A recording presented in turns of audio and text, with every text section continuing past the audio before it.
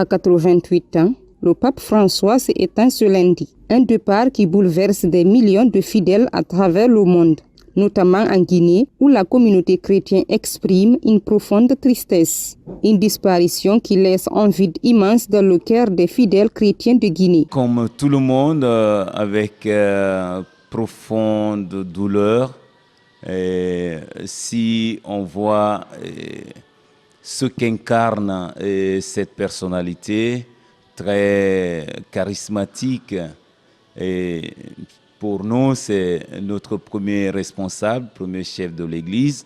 Donc nous sommes tristes vraiment. Hier, il est sorti pour donner sa bénédiction papale de Pâques aux fidèles chrétiens. Et que ce matin, qu'on apprenne qu'il est parti, c'est pour nous, c'est vraiment triste. Voilà, et nous sommes profondément marqués par ce départ vers le Père céleste du pape François.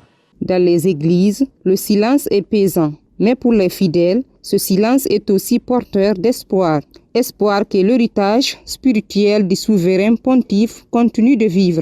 Ça représente un grand trou comme le départ, la mort de chaque père de famille, parce que pour nous, c'est le père de famille de l'Église. Et donc, quand un père de famille quitte, meurt, il laisse vraiment un grand silence dans la famille. Et l'Église entière est en silence pour ce départ, mais en même temps un silence d'espérance. Donc, nous sommes en prière et depuis déjà sa maladie, toutes les églises étaient en prière et aujourd'hui encore, de plus, nous allons intensifier nos prières dans les églises pour le repos de son âme auprès du Père éternel.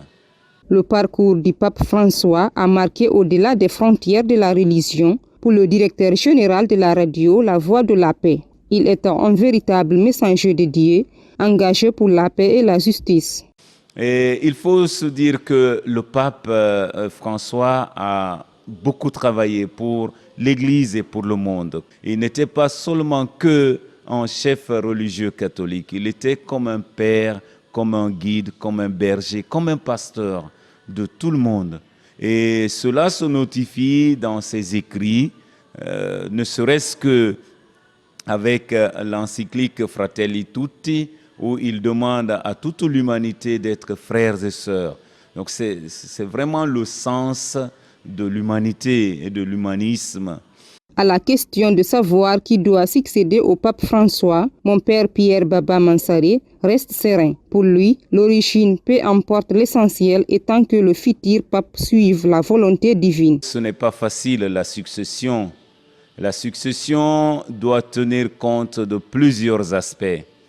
D'abord l'âge, la provenance, la profondeur, le charisme de la personne, voilà, l'originalité de la personne. Il y a tous ces aspects qu'il faut mettre ensemble. Et par rapport à cette succession, nous prions parce que c'est toujours l'Esprit Saint qui choisit. Donc parmi les papes électeurs, donc il y en a 135 voilà, électeurs. Et nous allons voir avec la prière, Dieu va choisir encore un qui va être à la hauteur de sa tâche, et c'est notre souhait, voilà, qui va accepter cette charge, cette mission, et qui va l'accomplir de façon digne, selon la volonté de Dieu. Nous, c'est ce qu'on cherche. Qu'il soit africain, qu'il soit américain, qu'il soit asiatique, nous voulons un pasteur qui se conduit selon la volonté de Dieu. En attendant la désignation de son successeur, les regards des fidèles se tournent vers le ciel, priant pour que l'âme de ce guide spirituel repose en paix.